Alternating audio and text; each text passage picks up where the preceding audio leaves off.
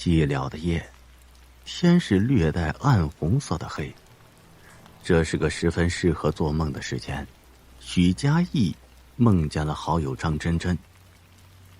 这个星期他已经第3次做这样的梦了。说是噩梦吧，是因为梦里的张真真并不是完整的人，而是一块一块的尸体。更恐怖的是，张真真变成一堆碎肉，却还是活着的。他的头颅放在尸块的最上方，嘴还会动，还会说话。去找叶寻，快去找他。半夜2点半，徐家义被噩梦吓醒，为了不惊动熟睡的丈夫，他蹑手蹑脚地下床，来到书房，打开电脑，熟练地打开了一个网络游戏。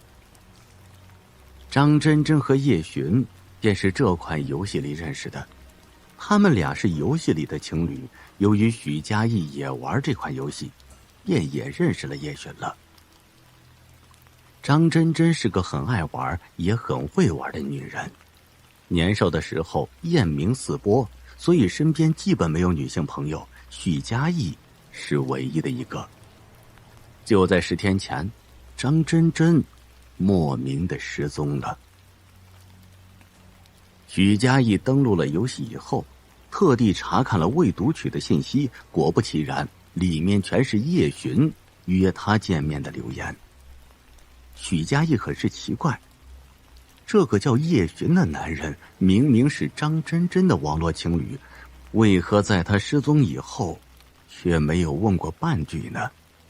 联想到张真真失踪前好几次说到要和叶寻从网络走向现实，许家义突然发现了，也许正是因为这样，他才会连续几天做着这样的噩梦。犹豫了许久，许家义终于下定决心，把打好的文字发了出去：叶寻，我们见面吧。手机闹钟一响，连生非常准时地关了电脑。他伸了个懒腰，随后起身到冰箱前拿出几块肉，来到厨房，把肉放进锅里煮熟。这几天他都在忙着毁尸灭迹，就在10天前他杀了张真真。从小到大，连生都是极为循规蹈矩的人，他的生活就像精心设计好的程序一样，每个步骤都绝对不会有缺陷，只需他按部就班的执行，这样的生活就像机器一样高效完美，却很是无聊。终于有一天，连生开始质疑这种乏味的生活，他开始过起了两面人生。他在离工作地点和家庭很远的郊区租了房子，添置了家具，买了平日里绝对不会穿的潮流服装，从里到外把自己打扮成另外一个人，开始了一段崭新的生活。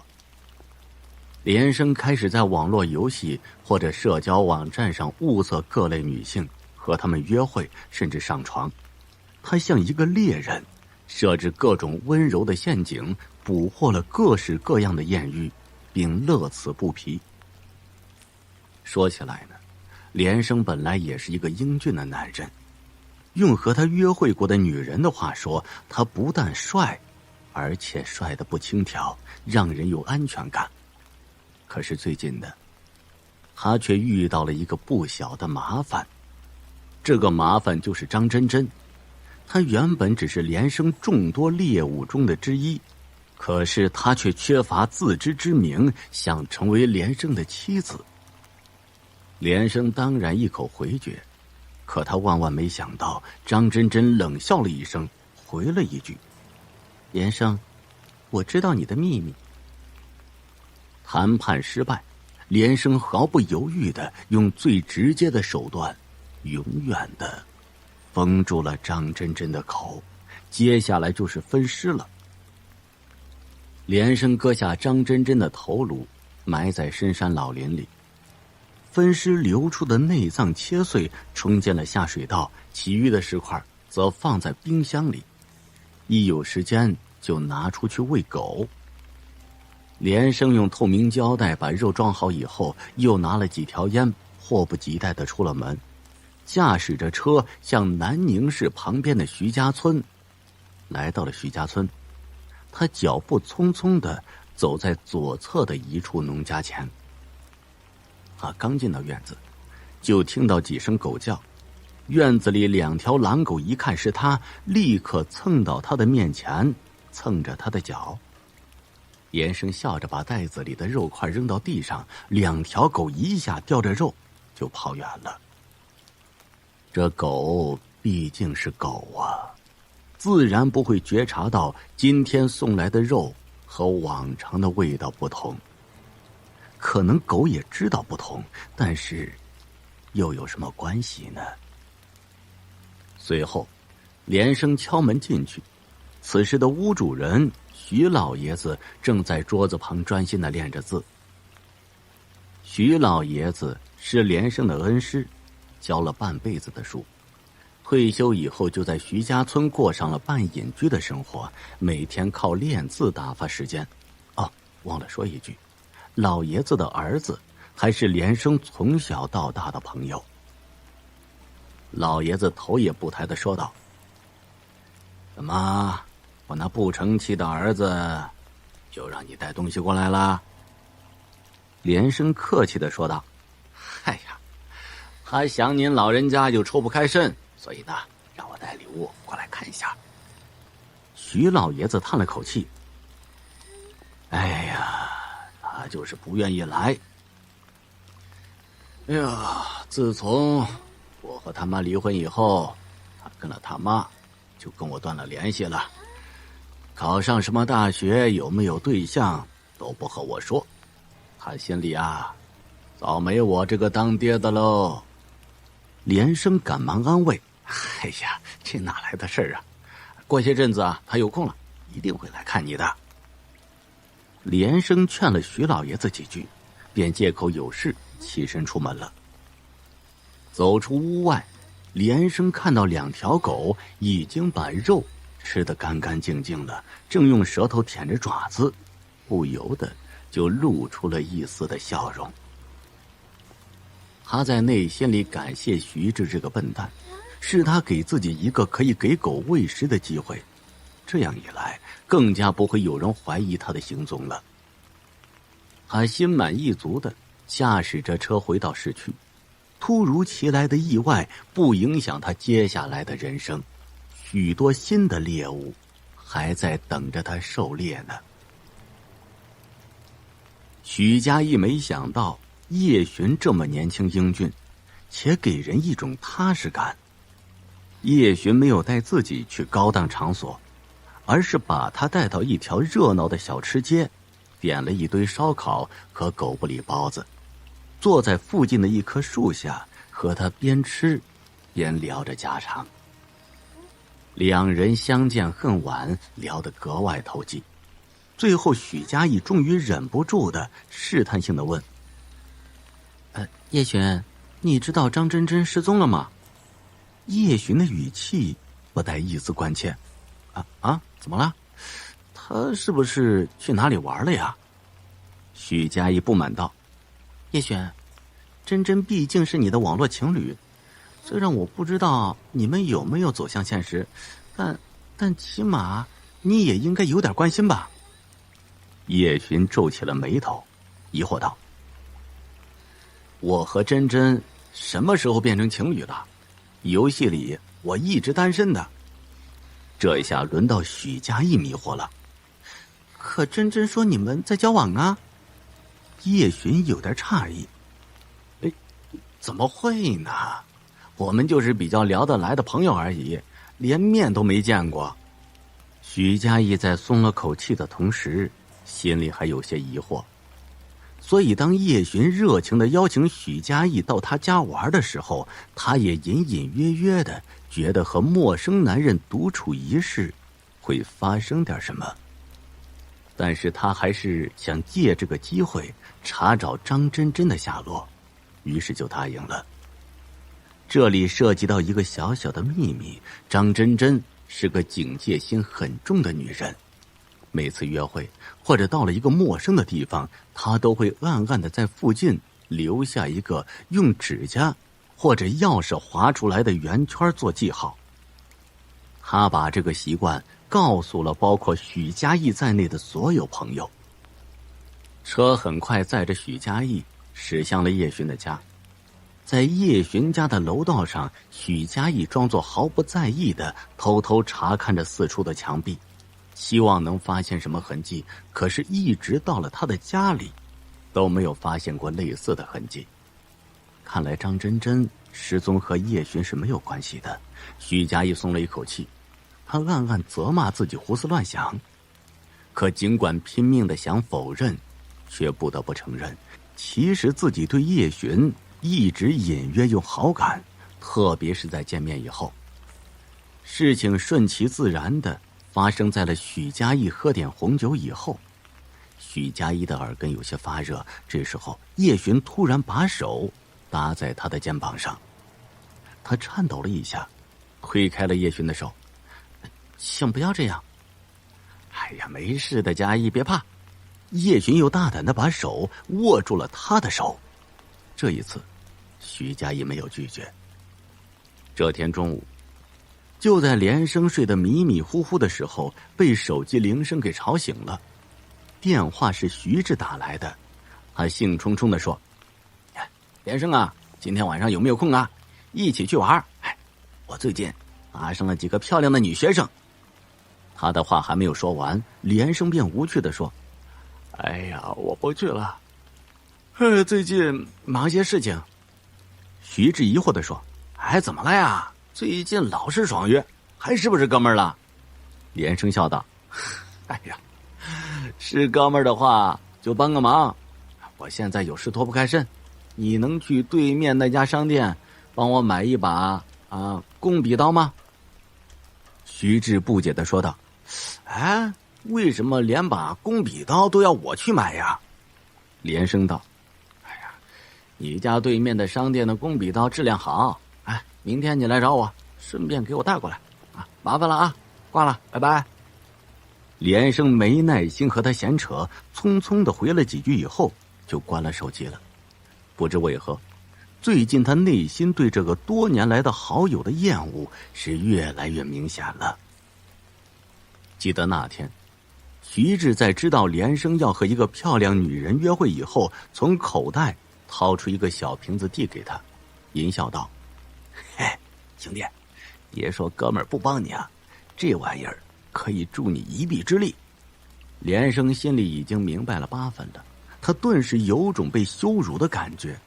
他自视甚高，虽然和徐志关系密切，但是他内心并不认为自己和徐志这种货色是一路人。他这样的男人不需要靠这些药物来得到一个女人，所以随后发生的事情令他更痛恨自己。他用那瓶春药强行占有了许家义，直到现在他都不敢想那天他是怎么把春药放到许家义的酒里的。连生摇了摇头，强迫自己别去想这烦心的事情，而后他又开始把冰箱里剩余的10块煮熟，用塑料袋装好，走出了门。过了这么多天了，周围没有什么风吹草动，连生也放心了。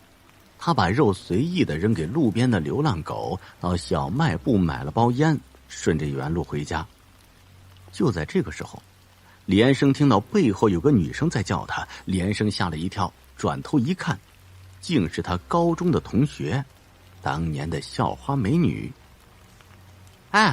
你怎么会在这儿啊？我住在这儿。校花疑惑道：奇怪了，我记得听你在 QQ 上说过，你的工作地点在市区吧？这里离市区很远的，你方便吗？连生内心暗叫不好，正思考着如何解释，没想到校花莞尔一笑：老同学，这么久不见，不邀请我上去坐坐？听到这话，连生笑了。他从对方的眼神和话语中读出了某些东西，是时候需要新的猎物来转移一下注意力了。许家印陷入了深深的自责之中。那天完事以后，许家印哭得不能自己，最后在叶巡温柔的劝说下，才止住了哭泣。出门的时候，许家印终于忍不住的询问了叶巡的真实姓名，而叶巡不咸不淡的说，都是出来玩的，何必知道对方是谁呢？不敢出门，许家印只能整天窝在家里看书。这天，就在他昏昏欲睡的时候，门铃突然响了。他疑惑地开了门，只见门外站了一对青年男女，满脸严肃地盯着他。你们是？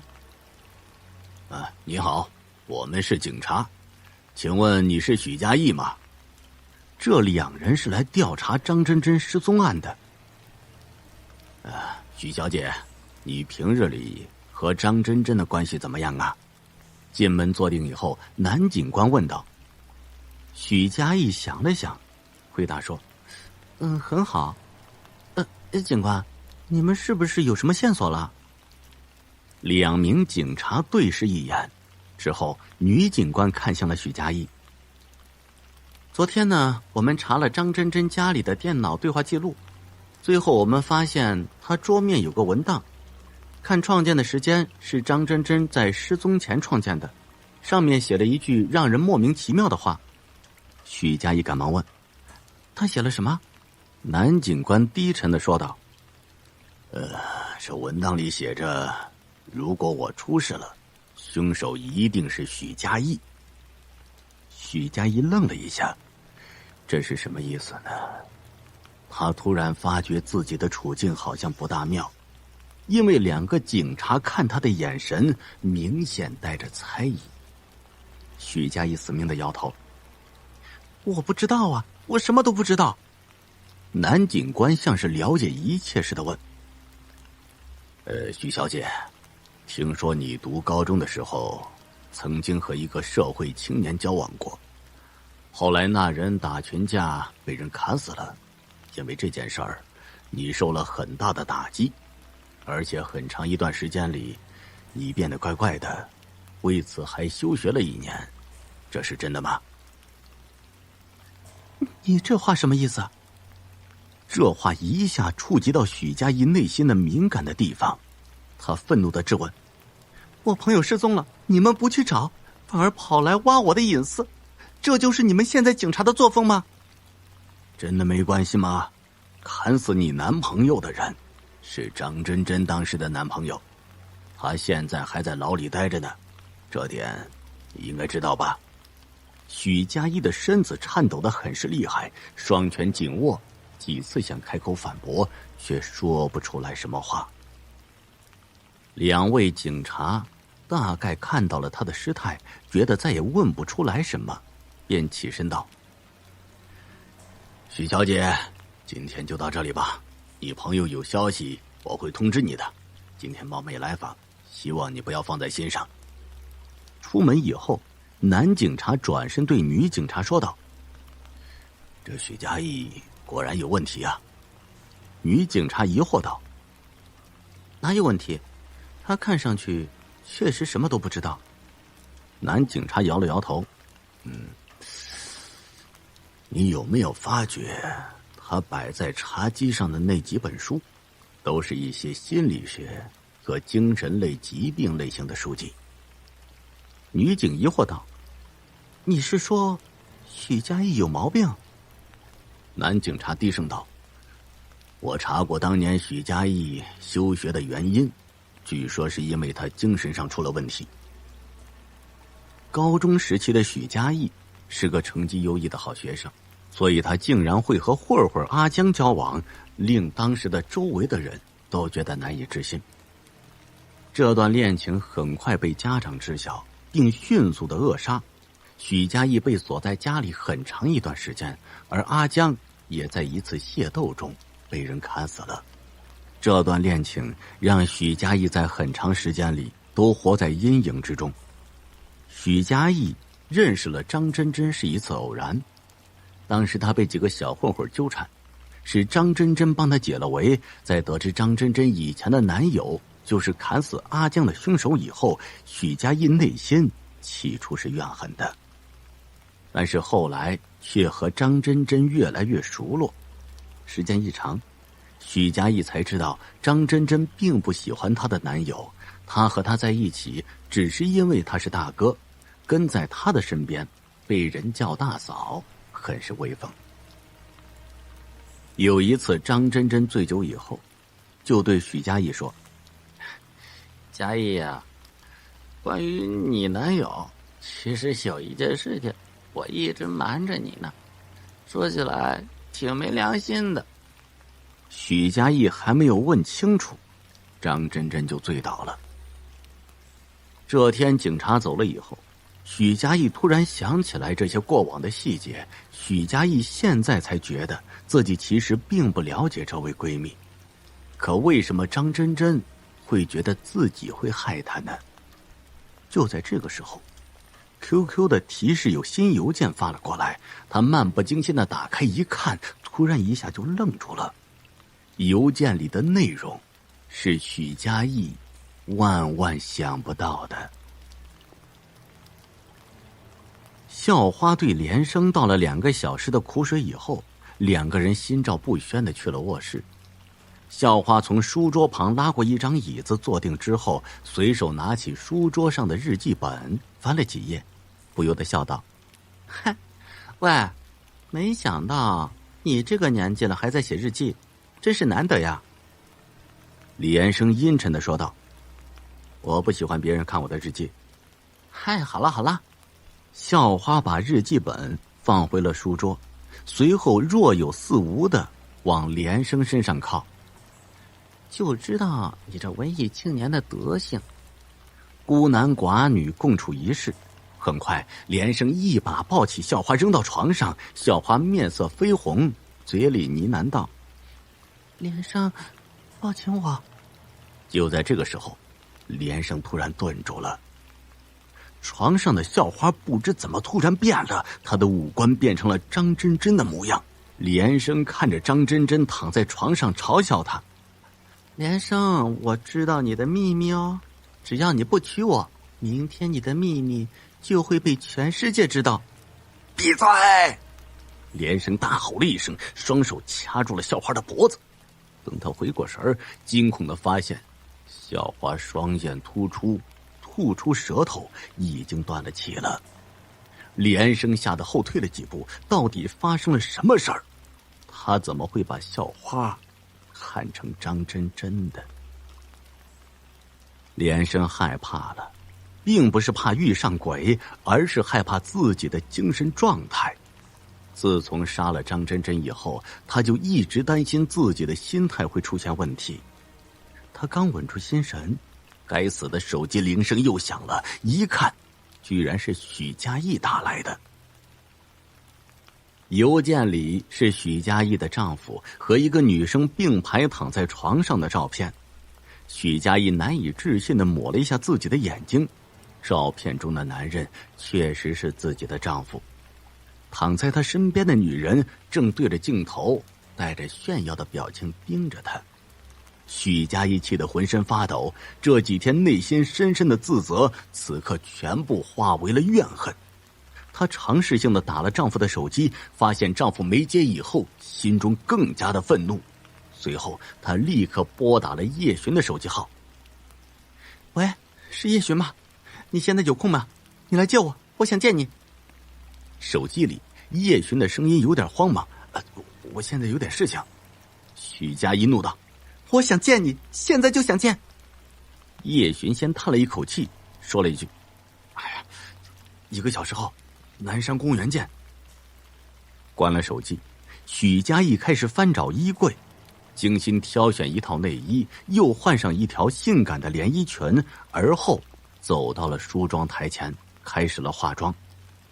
许家印知道自己是在报复丈夫的出轨，可是当叶巡开始拥吻她的时候，她的泪水却止不住地流了下来。叶巡一阵心疼，轻轻地推开了许家印，温柔道：还在为你丈夫的事情伤心吗？许家印抹了抹泪水，抽泣道：“是我对不起他，是我背叛他的，尽管他也出轨了。可是我还是很自责，本来还想报复他一次的，可是还是做不到。”叶寻温柔地抚摸他的头发，说了声：“那就回去吧。”此刻的许家印和叶寻都没有想到，在不远的一个角落里，有个年轻的女子正在用手机暗暗地偷拍他们。这个女子就是下午发照片给许家印的人，她的名字叫王一娜。王一娜是西川音乐学院的学生，她爱上了自己的老师徐主任。徐主任年近30，初看上去稳重老成，相处久了才发现他为人热情开朗，很懂得女人的心思。可徐主任呢，结婚了，据说还是他主动追求他的妻子许家印。相思苦，这单相思嘛，就更苦了。王一娜被这份看不到未来的恋情煎熬了3年，终于这一天，王一娜逮到了机会了。在一个同学的生日会上，徐主任喝醉了，他自告奋勇地送徐主任回家，但是他却把醉得不省人事的徐主任带到了酒店，脱下了自己的衣服，拍下了那一张照片，然后发给了他一直嫉妒着的许家印。他非常想看看许家印收到那张照片时的反应，可是他没想到，在背后偷窥的他，居然看到许家印打扮得光鲜亮丽的出了门了。感觉有鬼一般的王一娜，终于不远不近地跟着许家印，却意外地发现并拍下了许家印的婚外情，还真是意想不到的收获呀。在许家印和其他男人亲密举动之后，王一娜立刻打了徐主任的电话。手机很快传来了徐主任充满磁性的声音：“喂，你是哪位啊？”王一娜迫不及待的道：“徐主任，你现在有没有空？我想让你看些东西。”挂了电话以后，王一娜喜不自胜，也许自己还有机会。半个小时以后，徐主任来了。当他看到王一娜手机里的照片以后，脸色瞬间变了。他难以置信的看了又看，呼吸有些不稳定的问：“这些照片你在哪儿拍的？”王一娜看出他内心的澎湃：“徐主任，您冷静一点了。”徐主任又看了看照片，在看到奸夫的正面以后，他的脸色一下子变成了死灰色。他瞪大了眼睛，嘴里喃喃道：“不会是他呀？”王一娜意外道：“徐老师认识这个男人？”徐主任说：“这男的还是我的一个朋友。”不会吧？王一娜惊讶的捂住了嘴。这不也太过分了吧？居然勾引老师的朋友，他还要不要脸？徐主任捂住了脸。哎呀，嘉义他不知道，我从来没有告诉他这个朋友的存在。为什么？徐主任苦笑道：“哎呀，谁会把老婆介绍给一个到处玩女人的浪子呢？”王一娜沉默了，她突然有点后悔自己的举动。很明显，徐主任受到的打击比他预想中的更大呀。看到徐主任坐在长椅上，捂着自己的脸，落寞的模样，他突然一阵心疼。一娜，照片我拿走了，今晚的事情不要对任何人说。啊？王一娜没有想到徐主任居然做了这样的决定。深夜12点，连生一笔一画的在日记里记录了今天的事情。其实在杀害了张真真的时候，他的内心已经有了计划了。这个计划如果可以执行成功的话，那他就可以成功脱罪。现在校花死了，计划需要更进一步的完善。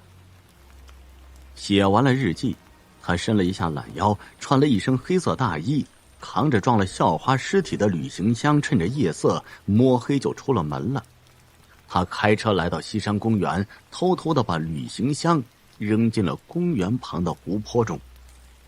只听扑通一声，旅行箱瞬间被黑色的湖水吞噬。徐志刚刚被一场噩梦惊醒了，在梦里，许家义离开了他，不管他如何哀求，留给他的只有他冷漠的眼神。醒来以后，他发现自己浑身大汗，汗水透过睡衣粘在他的皮肤上。他刚想起身去浴室洗下身子，手臂却被许家义抓住了。黑暗中，想起了许家义的呢喃：“老公，不要离开我。”他有点意外，轻轻地拉开了灯，只见许家义紧闭着双眼，满眼泪水，正轻轻地念叨着什么。看样子他也是被噩梦缠身。只见他抓着许志的衣服，轻声唤道：“老公，对不起，求求你不要走。”许志的心就像被狠狠地撞了一下，他不由得低下头，亲吻着许家义的脸颊，一点点地吻干了他脸上的泪水。隔天一早，许志带着礼物到了许家村，他是来找他的父亲许老爷子的。太多年没见面，许志有些紧张，在门口迟疑了半天，才轻轻地叩响了门。里头传来许老爷子的声音：“是连生吗？”许志轻轻地答道：“爸爸，是我。”屋内的人一阵静默，紧接着他听到了一阵细碎的脚步声，然后门一下子打开，相隔多年的父子此刻终于见面了。父子二人相视而坐，许志内疚地说：“爸爸，这么多年没来看你，真是很对不起。”许老爷子满不在乎地摇了摇头：“哎呀，都是你妈教唆你的，我知道，你们母子心里早就没了我了。这么多年以来，我连你做什么工作，有没有成家都不知道，叫我爸爸也就是个称呼而已。”许志笑了：“嗨，我这不是向你来报告了吗？”说着，他掏出手机，点开了一张照片，把手机递给了许老爷子，笑着道：“哎，看，这是您的儿媳妇儿，她的名字叫许家义。”许老爷子接过手机，看了又看，最后微微点头：“哎呀，真是你老婆？”许志笑着点了点头。临走的时候，许志突然想起了什么一样：“爸爸，以后你有什么需要的，直接打电话给我，不要找连生了，他应该不会来了。”许老爷子疑惑道：“怎么回事啊？你和连生吵架了？”徐志沉默不语。徐老爷子不满道：“哎呀，连生人好，肯定是你小子先得罪的他，对不对？”徐志忍不住道：“爸爸，你看错连生了，他这个人不是你表面上看的那样。”说完，他也觉得自己自讨没趣，只好闷闷不乐地走出了门。等他走后，后院里有个人悄悄地走了出来，正是连生。就在徐志和他父亲在房间里聊天的时候，连生默默地把最后几块尸体喂给了院子里的2条狼狗，而他这次带来的不但有尸块，还有1瓶毒酒。许家义发现自己越来越离不开叶璇了，从生理到心理都是，尤其是最近这段时间，丈夫突然对自己不冷不热，她更是无比的依赖叶璇。那天，丈夫又借口有事不在家，许家义终于忍不住打给了丈夫的同事，询问丈夫最近在学校里的情况。同事说她丈夫最近和一个叫王一娜的女生走得很近，经常有人看到他们一起出入学校。许家义特地要了一张王一娜的照片，一看，正是那天收到的床照中的女人。当天晚上，许佳义特地穿上了原来是为丈夫准备的情趣内衣，去了叶寻的家。她彻底的变成了叶寻的俘虏。随着交往的深入，许佳义很想知道叶寻的真实身份，于是他决定跟踪叶寻。这天中午，许佳义和叶寻亲热完以后，便假装离开了，而后换了一套男装，藏在了叶寻的楼下。约莫过了1个小时，叶寻终于下楼，许佳义连忙喊了辆出租车跟了上去，一路跟着叶寻7拐8拐，许佳义来到一个村子。又过了半个小时，叶寻从一户农家出来，然后径直开车离开了。许佳义特地问了一下附近的小孩，小孩说这是徐家村那户农家只住一个徐大爷。徐大爷，许佳义虽然疑惑，可是也不敢多留，匆匆的就离开了。不远处，有2个年轻的警察正在默默的观察着这一切，正是那天找许佳义的2名警察。女警察问：许佳义好像在跟踪那个男的，他到底想干什么？你有没有发现许佳义的打扮像个男人？这些天他们表面不动声色，却暗暗留意着许佳义的行踪。幸好许佳义生活单调，又警惕性很低，跟踪他并不是件费力气的事儿。当然了，他们很快发现了许佳义的婚外情，而距离张真真失踪已经1个月了，警方却依旧毫无线索，案件似乎走进了一个死胡同。女警察建议道：我们是不是该查查许佳义的情妇的背景？男警察叹了一口气：哎呀，我理解你的意思，可是张真真失踪前认识的男人中不包括许佳义的情妇，当然也可能是我们查漏了，而且她的情妇还是她丈夫从小玩到大的兄弟。不会吧？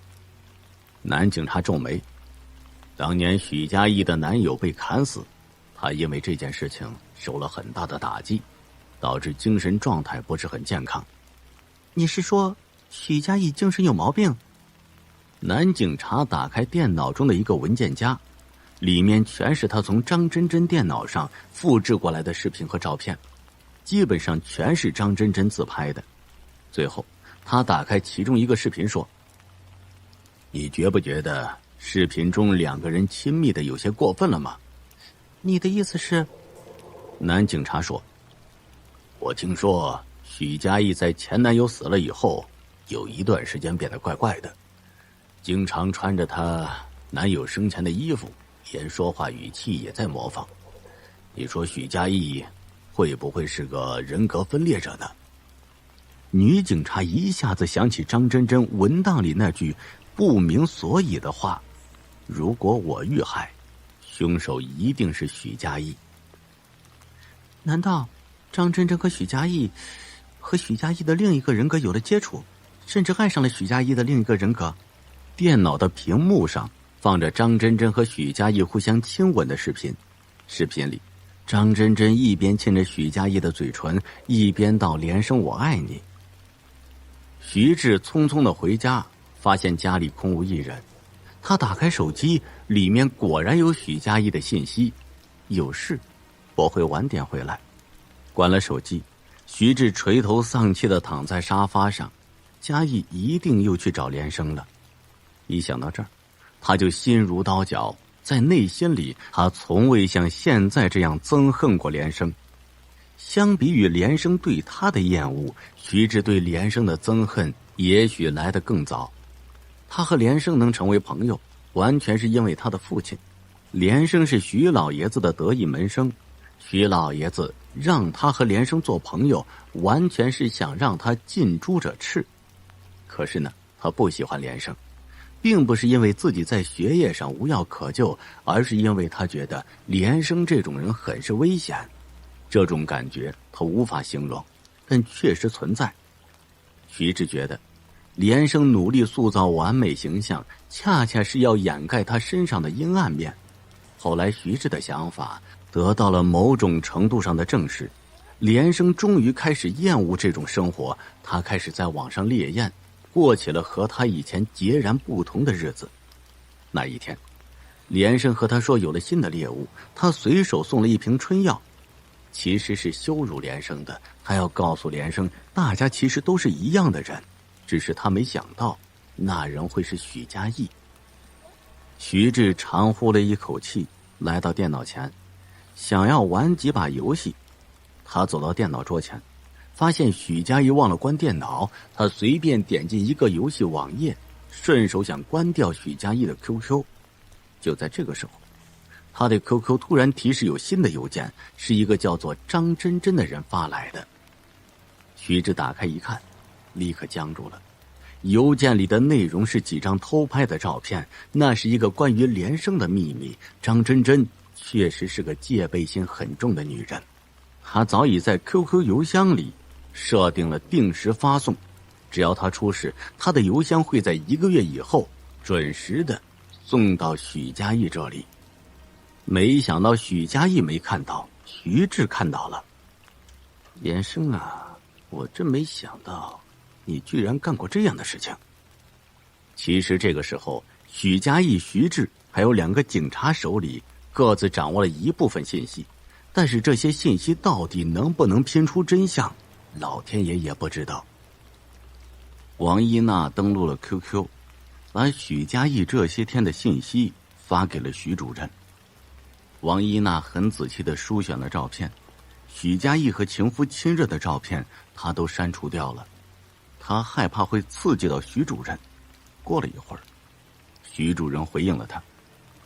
王一娜忍不住建议徐主任离婚，徐主任却半天没有吭声，最后只是发过来一句：我很担心我妻子的安全，我那个朋友有点危险，过几天我想找他谈谈，王一娜，你能陪我一起去吗？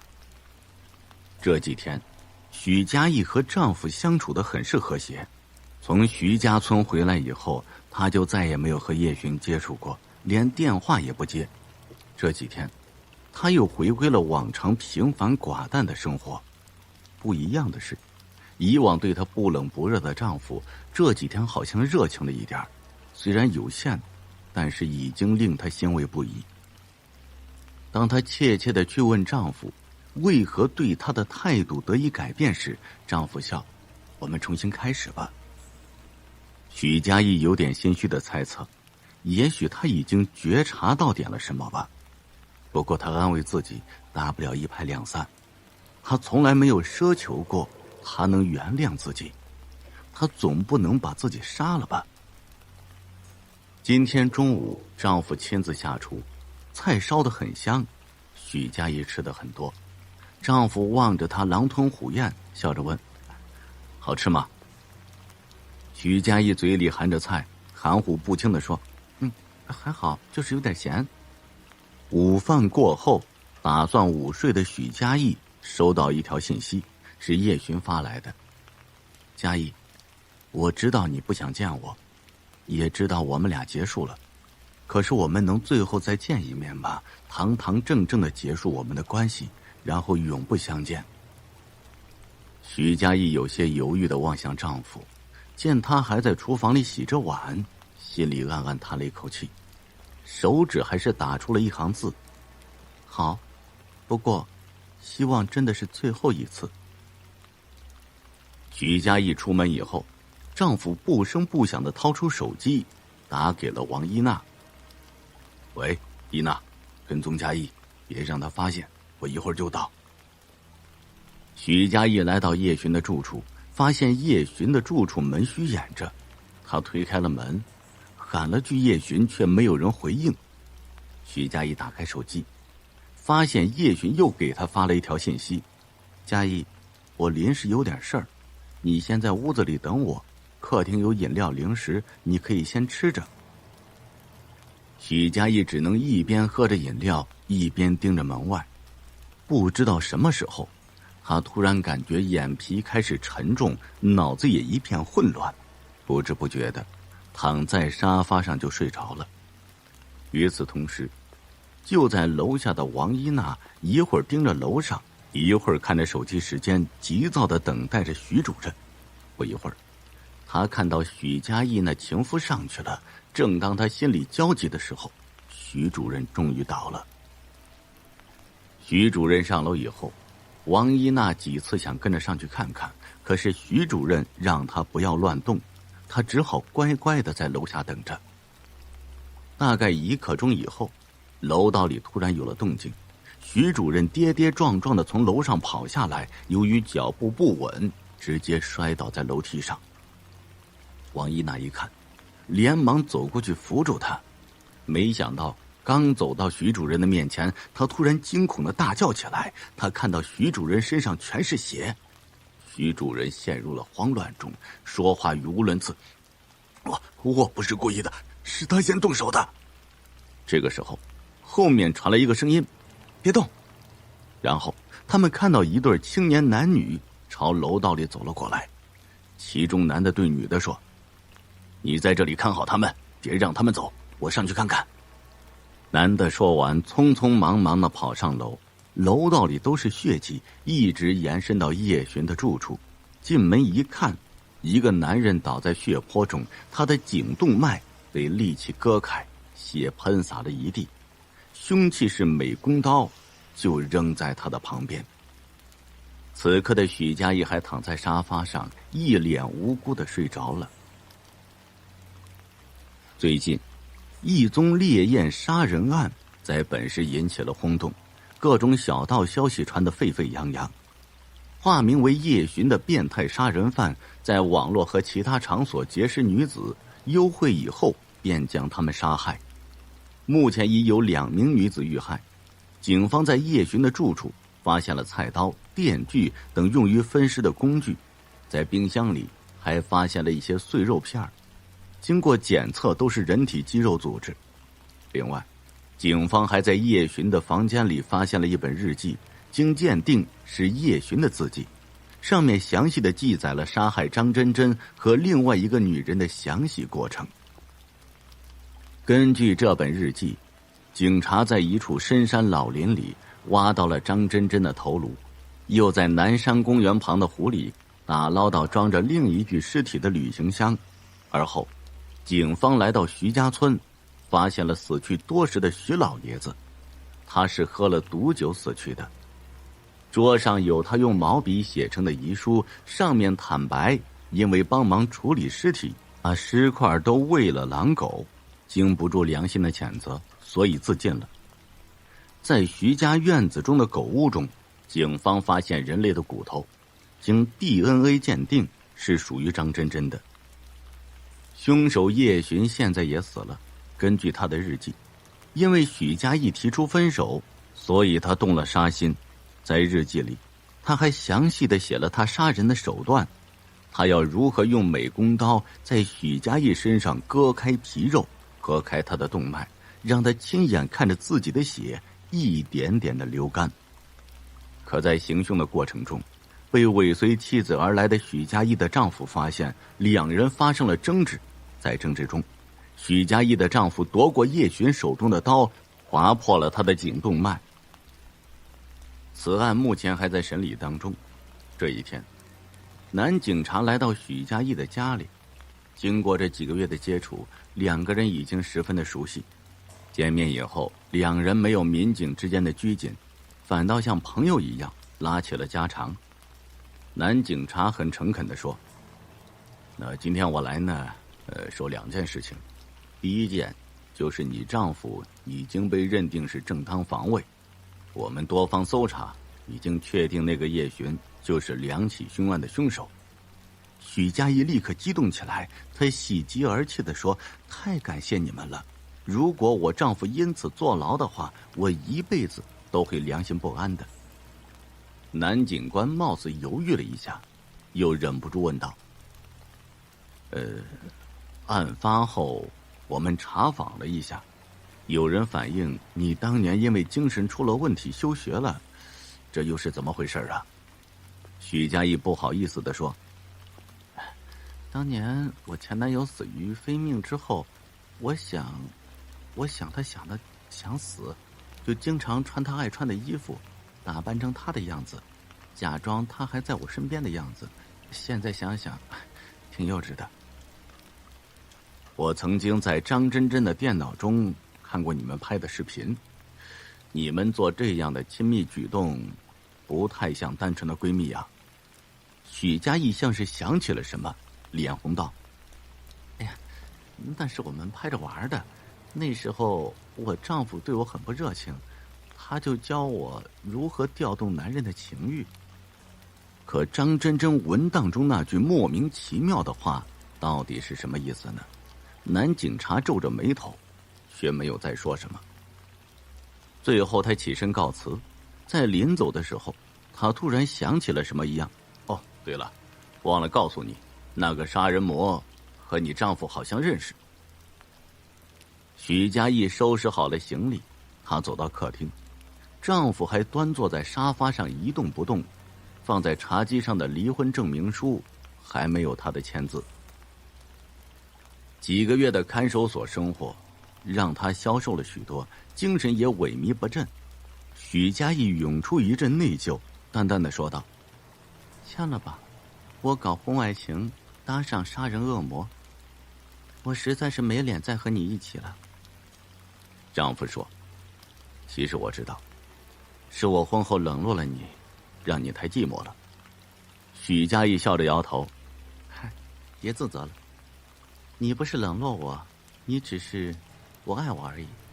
你当初追求我，是为了报复吧？还记得阿江吧？我前男友，以前他时常勒索你，对不起。”见丈夫惊讶，许家印很坦荡地说：“以前我一直奇怪，像你这样优秀的人，为什么会追求像我这种，在年纪轻轻就和社会混混交往，最后把自己搞得声名狼藉的女生？后来有人发邮件告诉我，你以前是阿江的勒索对象，我立刻就明白了。”丈夫赶紧说道：“不是这样的。”别再说了，都是我的错。我高中的时候太任性，阿江为了满足我花了很多钱，等他出事以后我才知道，他的钱都是勒索来的。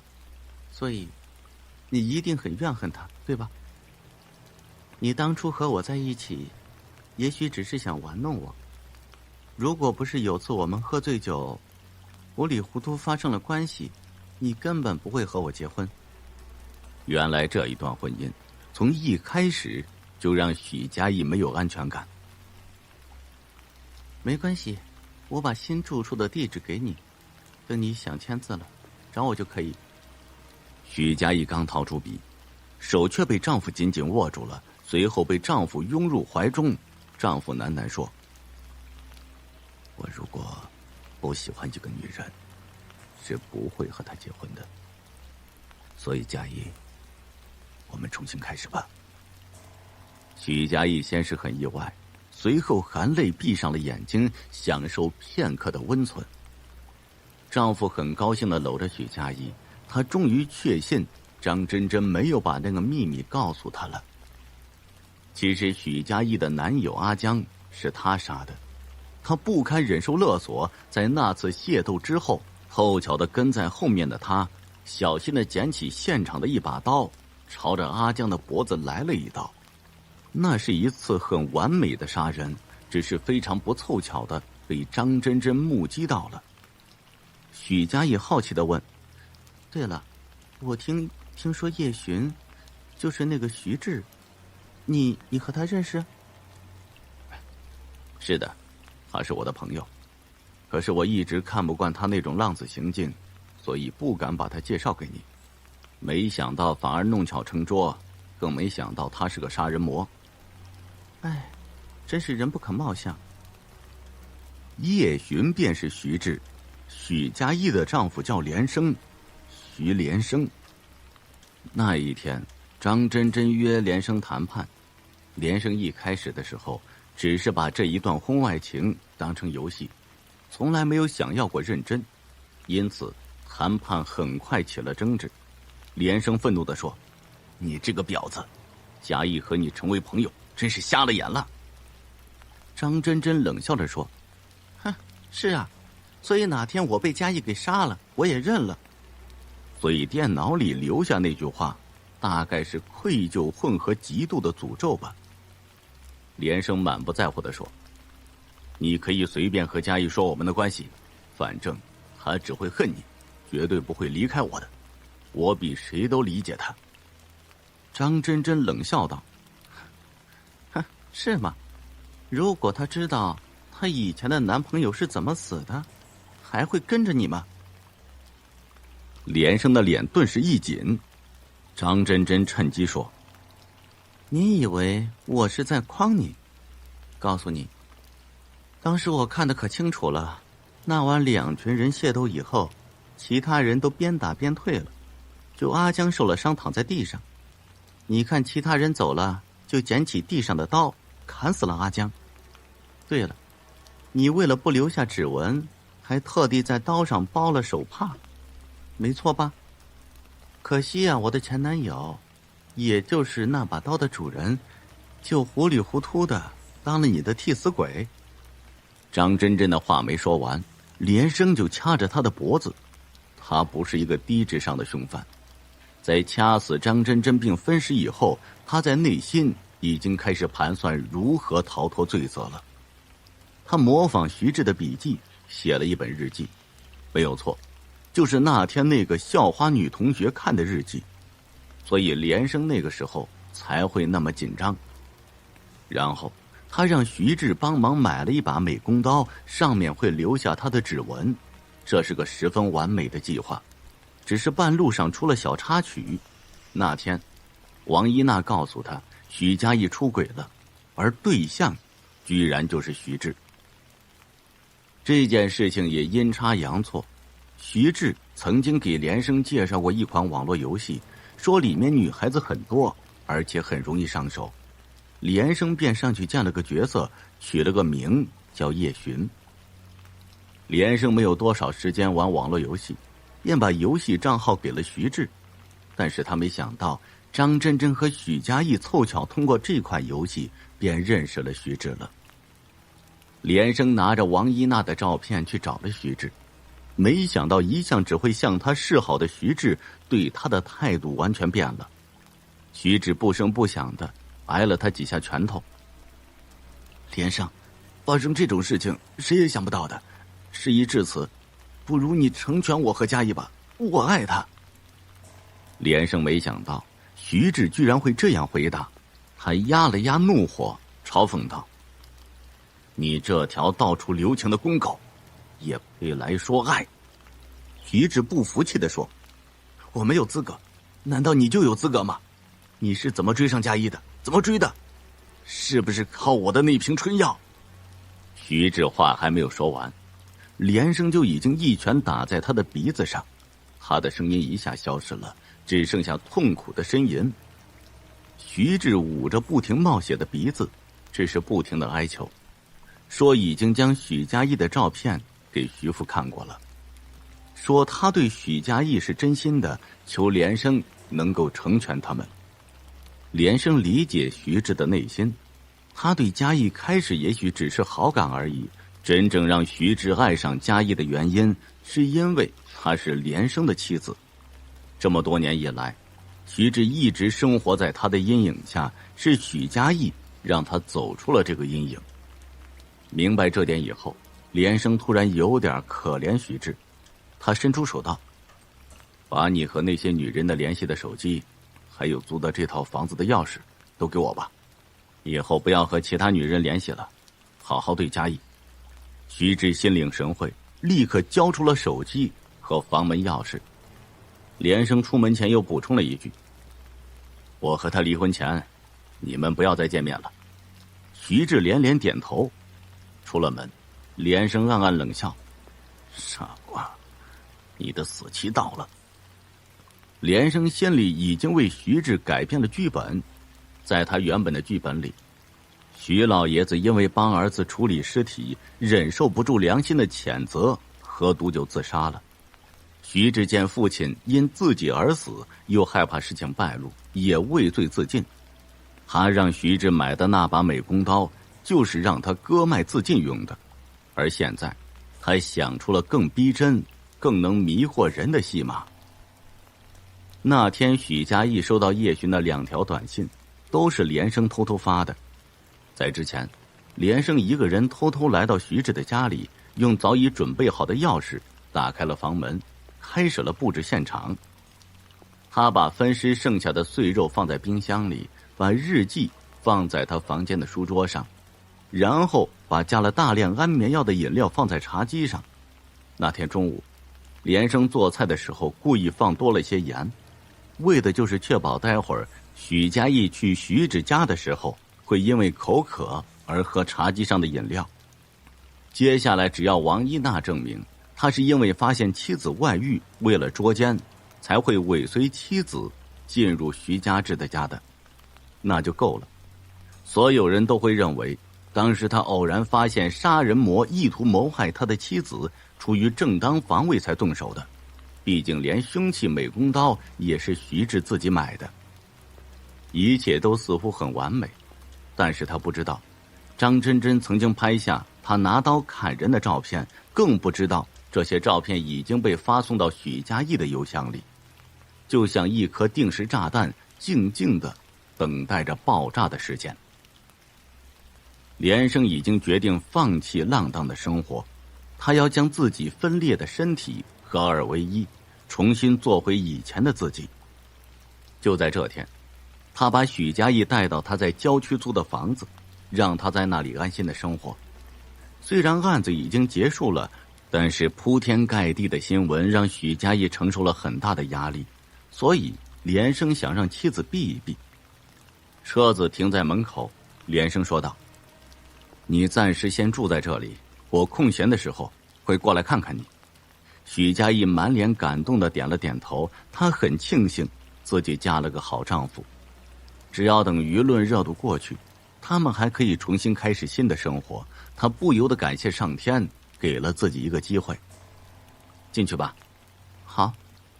许家义提着行李想进门，脸上的笑意却在一刹那间僵住了。他看到大门外的墙壁上有几道划痕，好像是用钥匙划出来的圆圈。许家义特意想起了张真真，想起他曾经说过的话：“我这个人呢，每到一处地方都会留下标记，免得死得不明不白。”墙壁上圆圈的形状，张真真曾经给他看过。张真真声称那是他独有的标记。许家义呆呆地望着墙壁上的划痕，那个圈圈就像一张大嘴，即将吞噬他未来的生活。